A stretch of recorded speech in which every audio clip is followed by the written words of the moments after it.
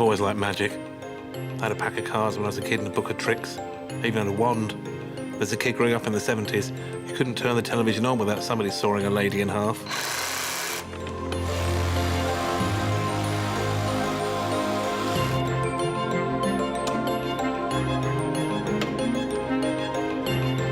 But of course, the magician who intrigued me the most was Harry Houdini.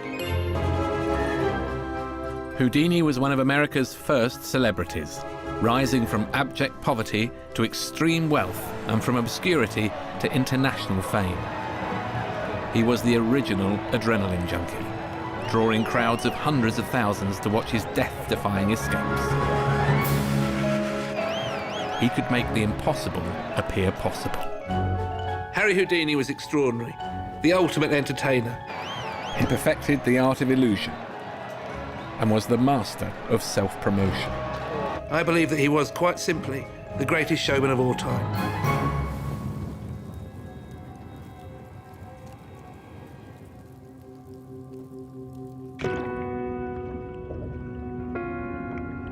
The Chinese water torture cabinet is Houdini's most terrifying escape act.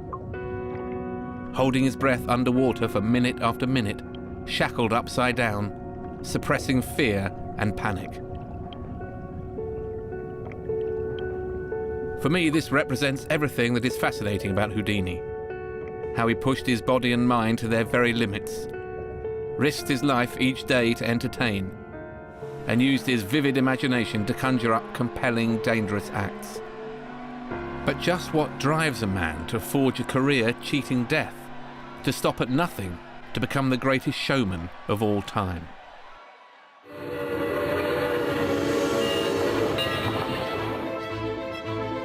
It all began here. America, 1900, the birth of the modern world. At its heart, New York, pulsating with technology and progress. Skyscrapers soar, electricity illuminates, and the Statue of Liberty is being built. America is busy branding itself the land of opportunity.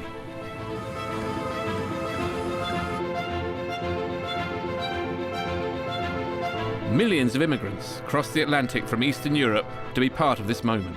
Amongst them, a young boy, then called Erik Weisz. Houdini came to America from Hungary at the age of 4 in 1878. So the picture here shows him when he was 3 and a half. A tiny little lad with 4 brothers and a sister to compete with. But for a small boy, the future was a mystery. For many of the new immigrants, the land of the free was anything but. Dreams of fame and fortune were replaced by the grim reality of starvation, disease, deprivation. And the Weisz family was no exception. Erik's father, Samuel Meyer, a failed rabbi, had not only lost his job, but was now dying of cancer. The family faced crippling poverty. And on hearing this news, the young Erik, who was fiercely devoted to his mother, set out to do everything he could to impress her, to provide for her, and to protect her. Could this be the first clue as to where Houdini got his incredible determination and drive from? From a young age, no obstacle would get in his way. In fact, it spurred him on. At 8, he left school to shine shoes and sell newspapers. At 9, he performed as a trapeze artist, calling himself the Prince of the Air. And at 12, he accompanied his ailing father to find work in the centre of New York, leaving his beloved mother behind. Erik and his father lived here, in Mrs. Heffler's boarding house. Probably a less than salubrious affair. 19th century America, not a great place to be poor, with cold water and disease and gangs and prostitutes on the street. The young Erik knew he had to exploit every possible opportunity he could find. Hearing of a magical place over in Brooklyn, dedicated to pleasure, curiosity and fun, he knew instinctively it was for him. Coney Island had been attracting holidaymakers since the 1830s. It was a mecca for entertainment. full of weird and wonderful sideshow acts. For an ambitious boy, it was the place to watch, learn, and perform.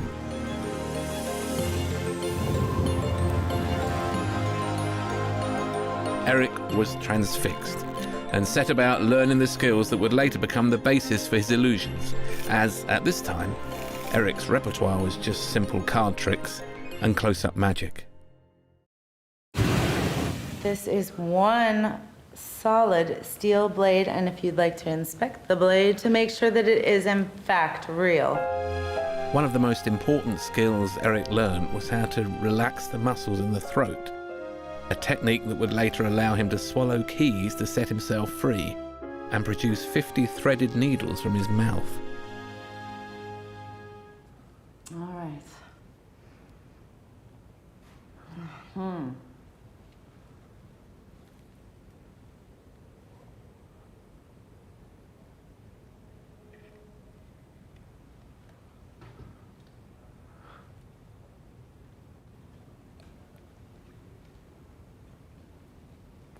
That is unbelievable. Yeah. Can you feel it as it's going? Absolutely, yes. It's all about the ability to focus on one particular thing for a moment and stay there, because your life is on the line, you know? So we're here at Coney Island where Houdini came when he was a teenager, thinking this was the opportunity to do something. What does the history of this place and the place itself mean to you? It's a magical place. It truly does change you forever performing here. The fact that he came here makes a lot of sense to me. Erik was hooked. He wanted to be a part of this world of exotic performers, but was increasingly conscious that his slim build and short stature, only 5'5", didn't really cut it. So this here is our bed of nails. So he turned his focus to the impressive strongmen, seeing how physical strength and extreme training was the key to their performance.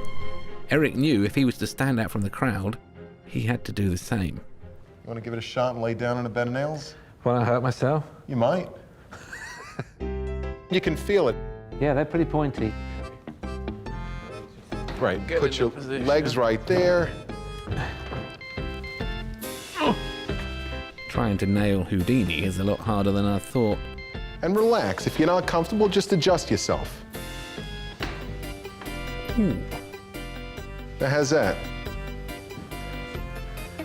It's okay. Told you. Yeah. Anything can be learned. Doesn't matter what it is. You can learn how to do anything. It's a matter of controlling the mind and the body. You know, truly believing that you can do it, and then controlling the body to accept whatever it is, be it a flaming torch, be it a sword, be it a spike in your face, whatever it is. And where's the nearest emergency room? Coney Island Hospital. I knew you'd About a know that. mile and a half away. Erik took the maxim mind over matter to heart, so began a life dedicated to being in complete control, running 5 miles a day in Central Park, training to keep his body in peak condition, never drinking or smoking. He was now ready to do anything to be the best. The young Erik studied the words of this man, the French magician Robert Houdin. This book became his Bible. But then, in the trait which he continued throughout his life, he threw away the teachings and set about superseding him. Erik is told that in French, if you add an I to your name, it means like. So at the age of 17, he became Harry Houdini, and he never looked back. He was now on his way to becoming a great showman. But there was something missing. A partner who would love him through thick and thin, to help him forge his career and share his secrets. When Houdini was 21, he caught sight of Bess Raymond, an 18-year-old song and dance performer. It was love at first sight. She was perfect, and her 4'11" stature made his 5'5" feel positively macho. They married 3 weeks later. Houdini said of his marriage to Bess, "This is the one shackle I don't want to escape from." Now he had 2 women in his life, his mother and Bess. In a photograph of the three of them, he wrote at the top, "My two sweethearts." He depended on the absolute emotional support of those closest to him. And to be a top magician, he also demanded his wife and brother fiercely protect the secrets of his act. He led them to a bridge, halted in the middle, turned to them, waited for the bells of a nearby church to chime midnight, and then, rather dramatically, had them swear an oath and said, "I know you will never betray this oath." May not have been necessary, given this was his wife and his brother, and they were already on his team, but he was very serious about this. Now, he knew he could trust Bess. Their relationship could move on to a new level. So Harry and Bess became partners and were together on stage for Houdini's next great illusion, Metamorphosis, which went something like this. And securely tied by an expert knotsman. Don't know where the box is really. From there, padlocked in. And now I effect my escape. It's quite difficult. Yeah, let's do that.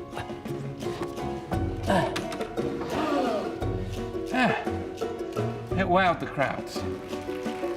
It would, of course, have been Bess emerging from the case. Houdini and Bess toured their act with a travelling circus, desperate to make ends meet and send money home to his mother Cecilia. It was a rough, hard life, and the kind of audiences and fame Houdini was dreaming of were nowhere in sight. Things got so tough, Houdini nearly threw in the towel. But of course for him, giving up was not an option. Instead, he knew he had to be resourceful, break away from traditional magic, transform his act into something startling and radical. In 1899, at the age of 25, he chanced upon it. This was about to change the history of magic forever and make him a star.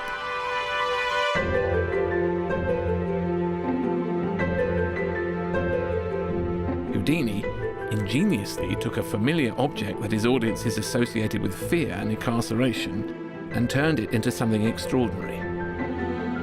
A new act was born. Yes, ladies and gentlemen, escapology. Harry Houdini was going to show the world how he could break free from seemingly impossible shackles. I think what you have here is an extremely intelligent guy who is desperate to express himself. And I think his preferred means of expression would have been through words. He never had any education. He never went to school. So he's kind of tongue-tied. He can't express himself. Then he discovers breaking out of handcuffs and expressing himself in that way. Did he feel quickly that this might be the way to success for him? I think at the beginning it was about proving that although he was poor and uneducated, he could nevertheless make it in the big world and break out of poverty and break out of all the disadvantages that he'd had. I think when he was doing his act, he was kind of magically freeing himself in a way that nothing else enabled him to do. And I think there was a kind of current between him and the audience that sensed this and was extremely powerful.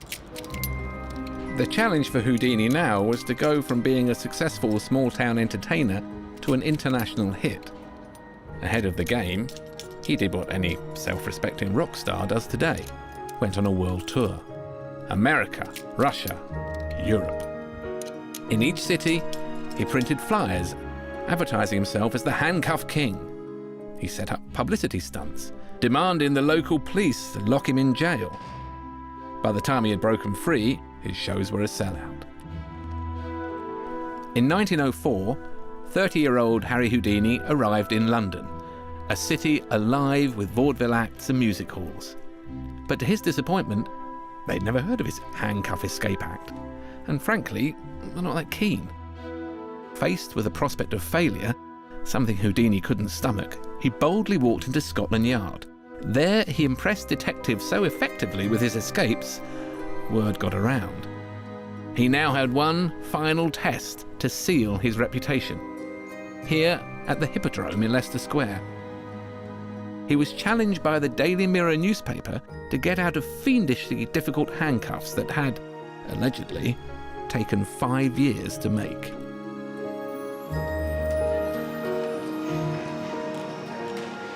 So here we are inside London's famous Hippodrome, now a casino as you can see, but back then there were 4,000 people in here, plus 100 journalists.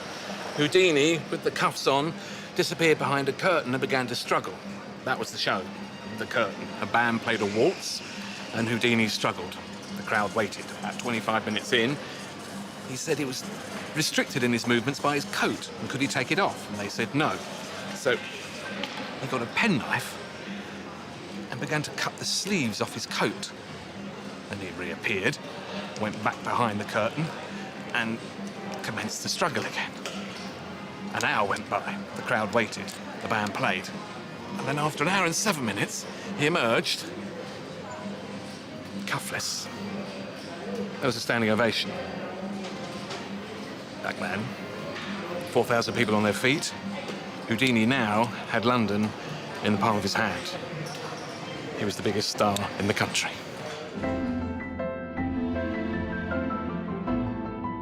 How on earth had he achieved the impossible?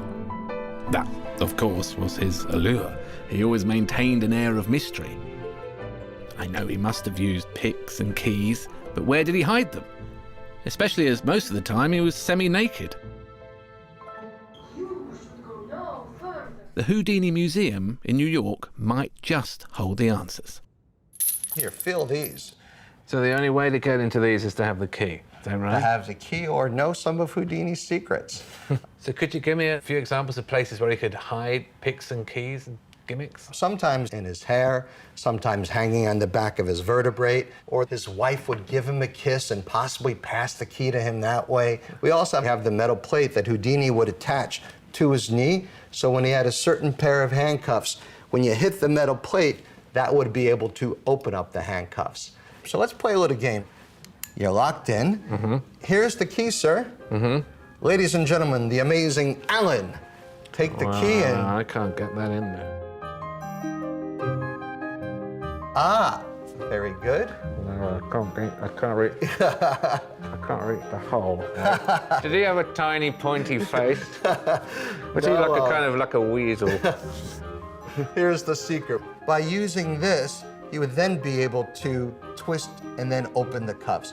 I'll save you from over here, Alan. Harry Houdini, in his early 30s, was the toast of Europe and America. With his newfound wealth and success, he could now buy real estate in New York and lavish gifts upon his aging mother. He even bought her a dress that he claimed had been made for Queen Victoria. But despite all this, Houdini felt far from satisfied. This is, I think, part of what drove him on. As soon as he had amazed crowds with one escape, he wanted to ratchet it up to another level. Houdini was about to add a terrifyingly dangerous twist to his act. In preparation, Houdini would try and hold his breath underwater in freezing cold baths.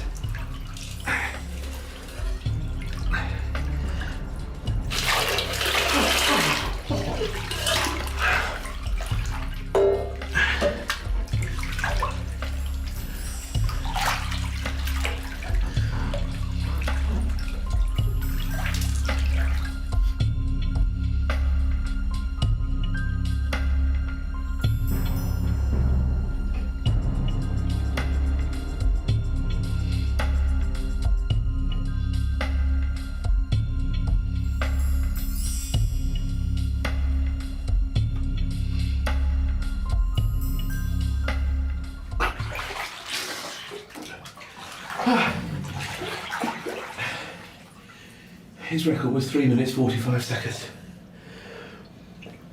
He practiced for ages though, so...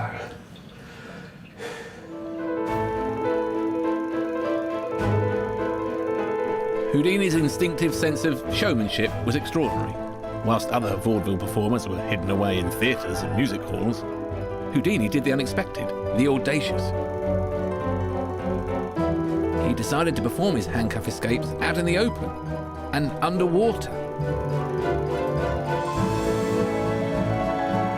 It was inspired. He could draw huge audiences. This was a dynamite 360-degree spectacle. In fact, this was so successful, it actually caused Houdini a problem. Copycat acts sprang up everywhere. But no one was about to steal Houdini's thunder, with his no-nonsense motto, "Do others or they will do you."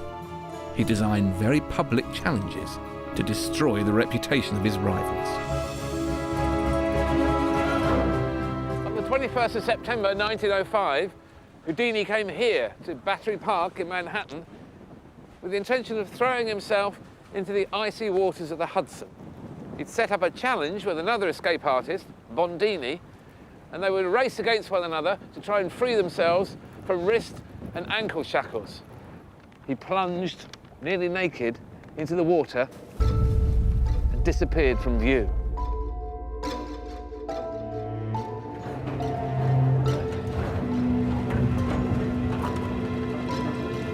After 1 minute and 30 seconds, Houdini came to the surface. His hands were free. Bondini almost drowned. The huge crowd in Battery Park broke into cheers. They'd seen one of his first attempts at a life and death spectacle, a whole new thing in entertainment. Escaping underwater evidently obsessed Houdini. He began to devise increasingly terrifying and claustrophobic stunts. The one that gives me the willies is the milk can escape. Handcuffed and sealed inside an oversized milk can filled with water. The dramatic posters read, "Failure means a drowning death." I wonder where this fixation with water came from. There is a story that when he was just 5 years old, he fell into a lake. Struggling for his life, very nearly drowned. Could this terrifying encounter explain why he forged a career performing death-defying stunts? I'm meeting illusionist David Blaine's personal doctor to find out how risky Houdini's underwater escapes really were. So if we take Houdini in the milk can, once the top goes on there, what's happening to his body straight away? Your body is screaming, breathe, breathe, breathe, and you can't because you're underwater. What happens if you hold your breath underwater too long and the carbon dioxide goes up, you will pass out underwater. As soon as you hold your breath, you're producing carbon dioxide within your body that normally you would expel. So you're poisoning yourself, really, is that right? Yes, you're basically making your brain shut itself down. Now, how do you overcome this? Well, willpower. You have to put yourself in circumstances more extreme so that you know you can tolerate those things which are going to be during the event. It is highly physically demanding, and these people are in unbelievable physical and more importantly, emotional and mental shape. So the other thing I wanted to ask you about is about Houdini's childhood, because there's a story that when I think he was about 5 years old, he had a near-death experience. He nearly drowned. Do you think there's any possibility that that trauma in his childhood led him to some fascination with water and repeating that experience or something later in his adult life? Well, it's a very interesting question. Trauma does lots and lots of things. In some ways, I think the trauma showed him that even if he is near death, there is a possibility of escape.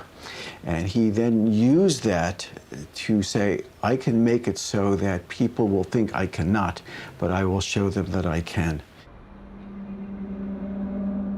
Each act was a remarkable feat of endurance, withstanding pain, overcoming fear, repressing panic. Worse, things didn't always go to plan. In New York, he gashed his head on the ocean floor. In Mississippi, the current was so strong he nearly drowned. Most would stop at that, but Houdini desperate to impress, was hell-bent on pushing his underwater act even further. The Chinese water torture cell.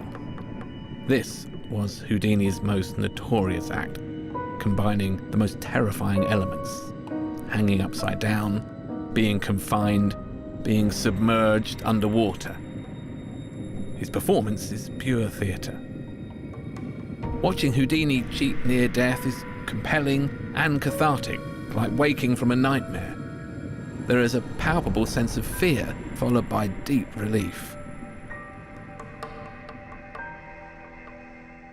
I'm meeting Richard Sherry and Dale Crawl, who have spent a lifetime and a marriage captivated by Houdini. Richard has made an exact replica of the water torture cell, and his wife, who is roughly Houdini-sized, performs the act. Is it painful? Yes, it hurts quite a bit. Yeah, it's very painful. So you get your feet locked up, and then once you're raised up vertically, you have the pain of your entire weight pulling down just on your feet. Now, I've been upside down, and I didn't like it at all. No. I found it thoroughly disorienting.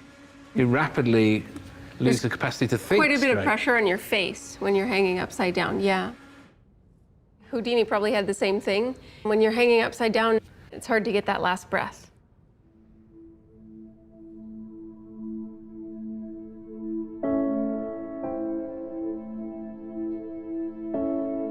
Then when you go to the bottom of the water tank, you actually have the water pressure pushing on you as well. Is it frightening? Yeah, it is. I've had blood vessels burst in my eyes. If something were to happen, there's so much water above you that you know you're in trouble. There's always the potential that something's going to go wrong. With Houdini immersed in the tank, the red curtain came across. The audience would hold their breath, waiting for Houdini to escape. And he did, night after night. Although he knew how to get out, there was always that possibility that it could all go wrong. And to do this, day after day, horrific.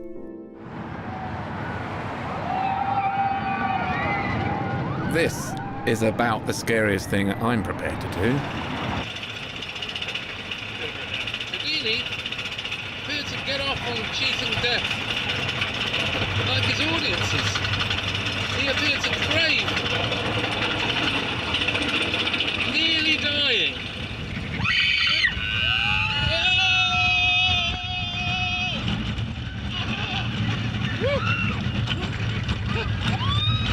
He began to devise increasingly crazy experiments. In the era of the silent movie, Houdini flourished, embracing the new techniques and making them his own. Houdini was fast becoming one of America's most famous celebrity entertainers. And this is how he did it. He made himself the star of the show, got the cameras to roll, the crowds to cheer. Houdini was single-handedly pioneering a very modern relationship between performer, audience, and the press. He had an insatiable need for success, to be the number one. And so he'd create these incredible stunts. Here in Times Square, he hung up there, dangling from a straitjacket. Not just a great magician, but a great showman.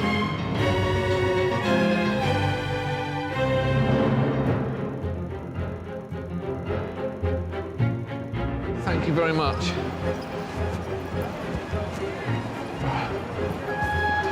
I've already drawn a crowd of 6 people. You can see the old straitjacket thing hasn't lost its allure.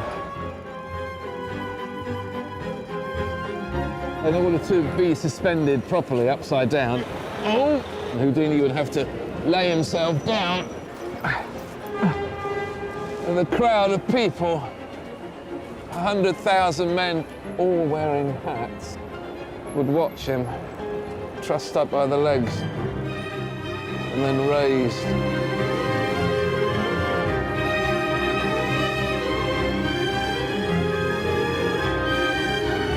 Look at what he did. Yes, the cunning Houdini, ever one to spot an opportunity, pulled these Strait Jacket Escapes in front of newspaper offices. They only had to pop their head out the window to take a front-page photo.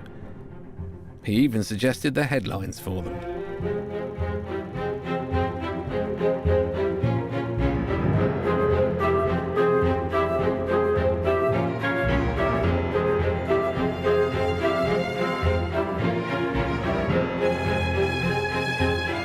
Houdini may be fated as a magician and illusionist, but I'm beginning to realise that first and foremost, he was a master of self-promotion.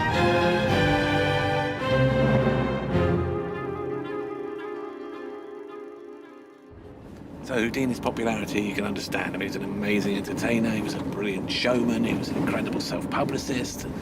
But I wonder if there's something more. Did he epitomise something to the crowds of people who came to see him? Was he the epitome of the American dream? Were they thinking, yes, we too could be like Harry, we could work hard, we could raise ourselves up. Yes, Harry, throw off your shackles, throw off those bonds. We could do that, we could be free, we could be like Harry.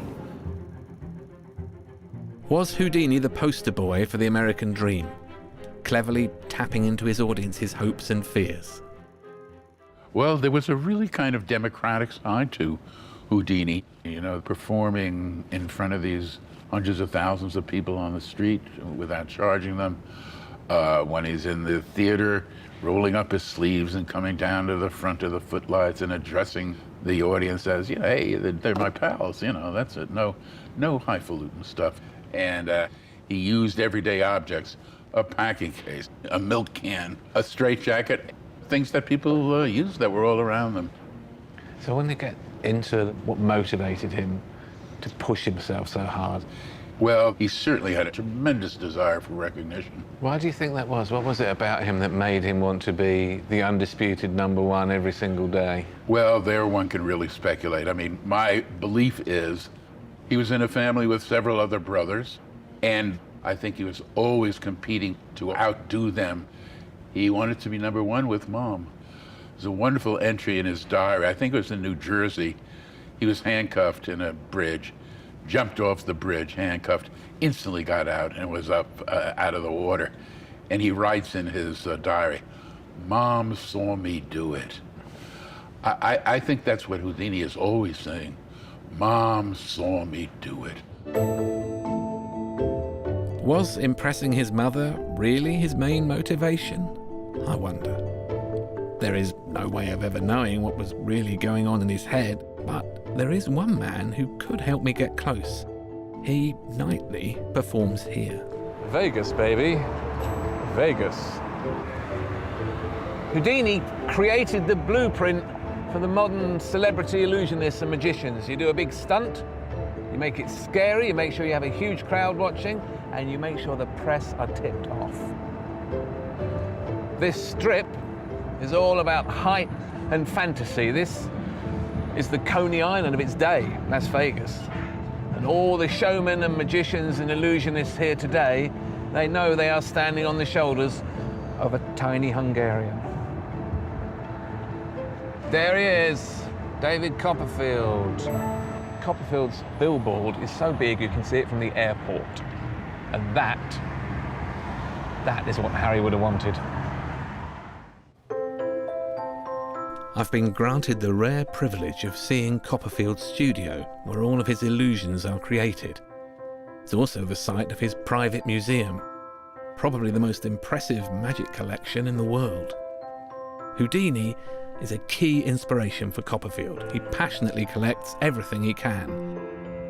He now owns over 2/3 of all surviving Houdini artifacts. Wow. Including the restored water torture cell. It's incredible that you have the actual things in this room. Yeah. If Houdini were alive today and stand right there, he'd see his entire life surrounding him.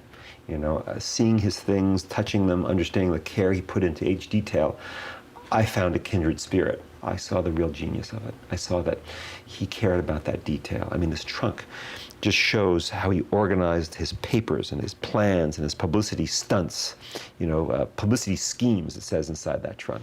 All organized. Well, that's me. I mean, it's like, I didn't realize that he had that same kind of sensibility. So, David, the one thing that we're unable to do is see Houdini or hear him, but you have the only recording, am I right? Yes, so they say. Thomas Edison recorded his voice doing the patter of the water torture cell, amongst other things, on a disc, and it sounds something like this.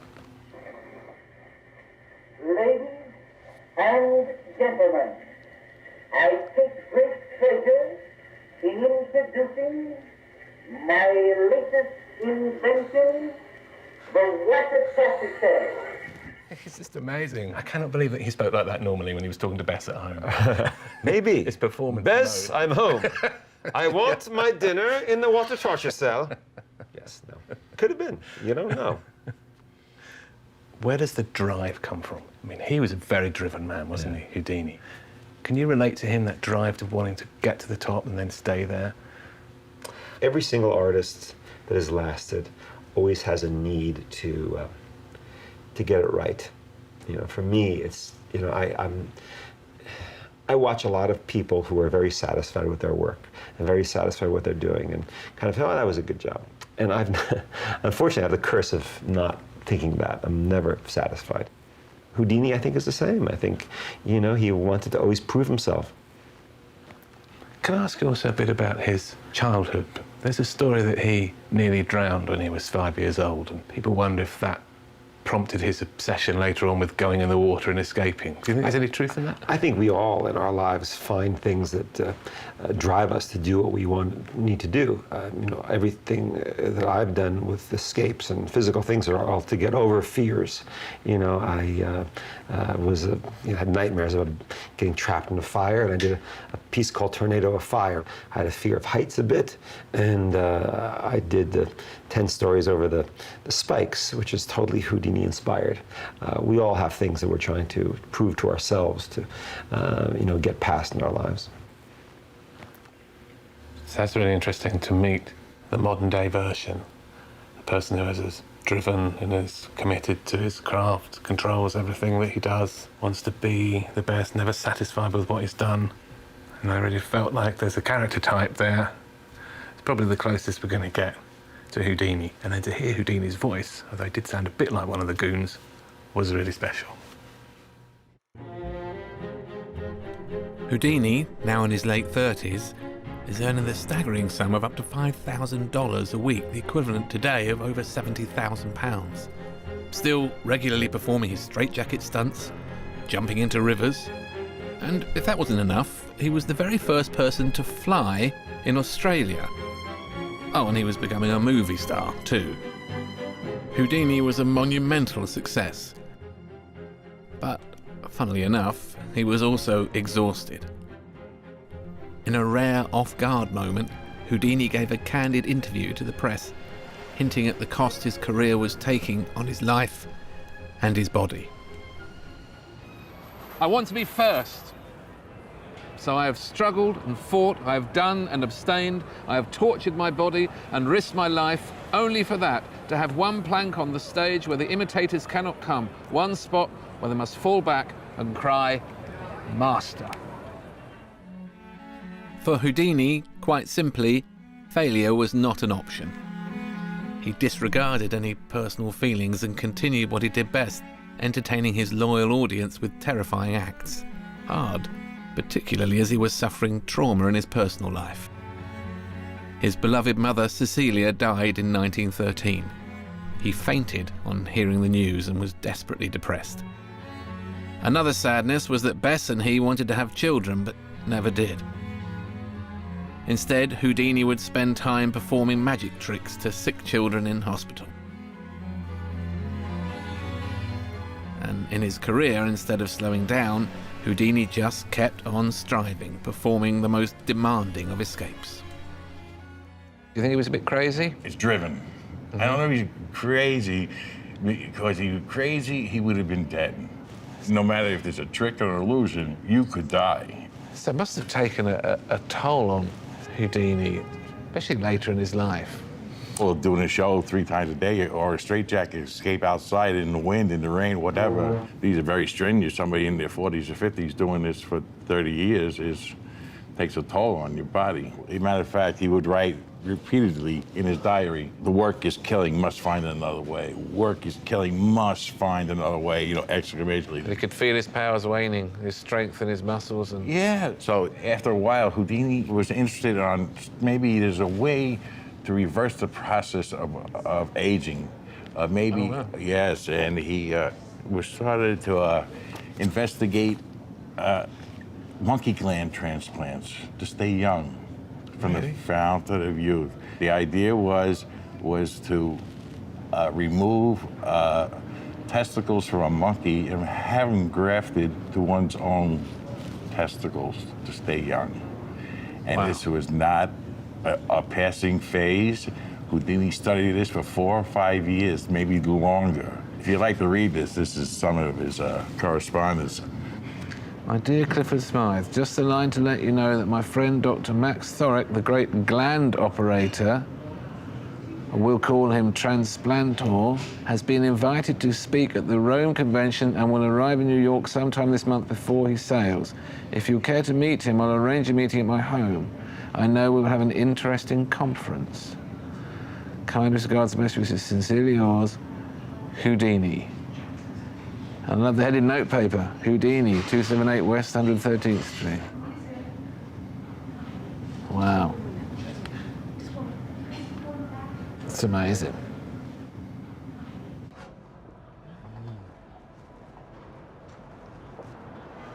Well, that was extraordinary. The idea that he might have had monkey glands sewn to his own testicles. He was obviously so determined to stay on top, and people have always wanted to find the elixir of youth. And that was just the latest thing, I suppose. Driven, that's what Kevin kept saying, driven to stay at the top. But I can't think of any entertainers who would actually inflict physical pain on themselves. It sounds much more like an Olympic athlete, like someone like Steve Redgrave vomiting in the boat after a training session, and people who drive themselves to extremes. But then he's both. He's like an Olympic athlete and a great entertainer, so he's two things in one, really. It wasn't just Houdini that felt his power waning. In the late 1920s, America's age of success and excess was about to end. The Great Depression was looming. In 1926, as Houdini was touring his biggest show yet, his tragic demise began. In Montreal, 2 young fans came to see Houdini.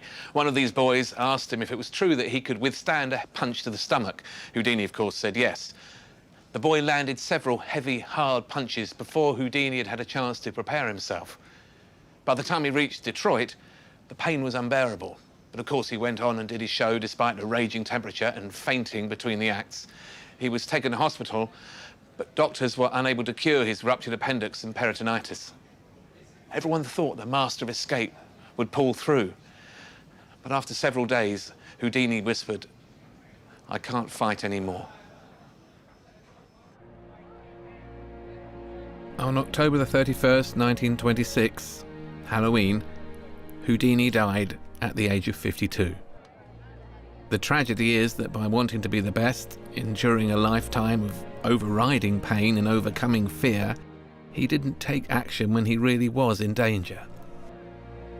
Houdini's funeral procession passed through Times Square.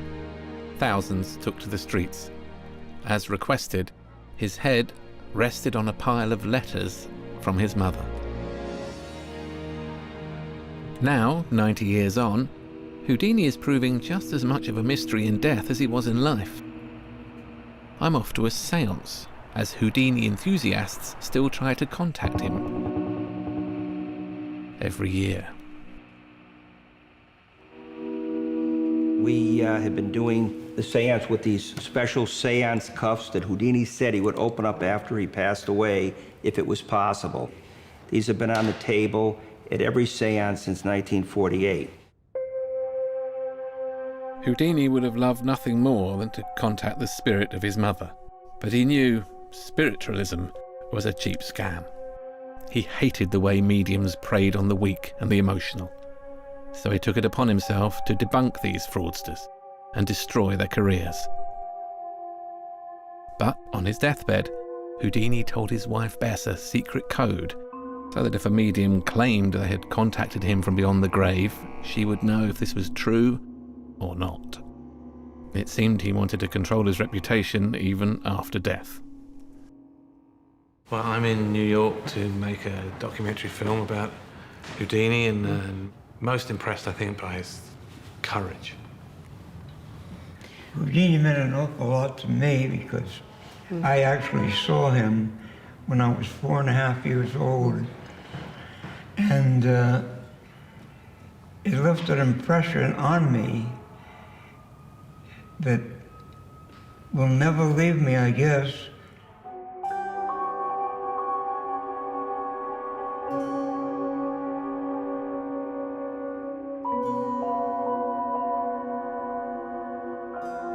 It just does something to me. It always has. He was a wonderful, wonderful person. So I've been in a seance, and I'm largely unchanged. Larry was the star of the show, 93-year-old Larry. It just made me feel very sad that we were trying to raise the spirit of someone who died at 52. I'm 47, I'm only 5 years off 52. It's unthinkable for me. I can't die at 52. I've got children, 2 small children. I think perhaps it's the great tragedy of Houdini's life that he and Bess never managed to have a baby. Maybe that would have changed everything. Maybe he wouldn't have taken those blows in the stomach. Maybe he'd have stopped risking his life. Maybe he could have been here like Larry, twinkling away, telling us what it was like being Houdini. In fact, Houdini did have a child. It was perhaps his ultimate illusion. He had an imaginary child, poignantly named after his father, Samuel Meyer. Years after his death, Bess reported that Houdini wrote to her every day, updating her on the progress of their child. These letters stopped only when the son became, guess what? President of the United States. For a man who epitomized the American dream, this would have been the ultimate accolade. Houdini's story is extraordinary. A refugee from Hungary, a quick-witted entrepreneur who dragged himself out of poverty and obscurity, a man dedicated to being the best, cheating death every day to become the celebrated master of illusion. So perhaps it's true to say that people who lead the most dynamic, dazzling lives, who leave a real legacy around their own name, almost always do so against the background of real personal struggle and great drive.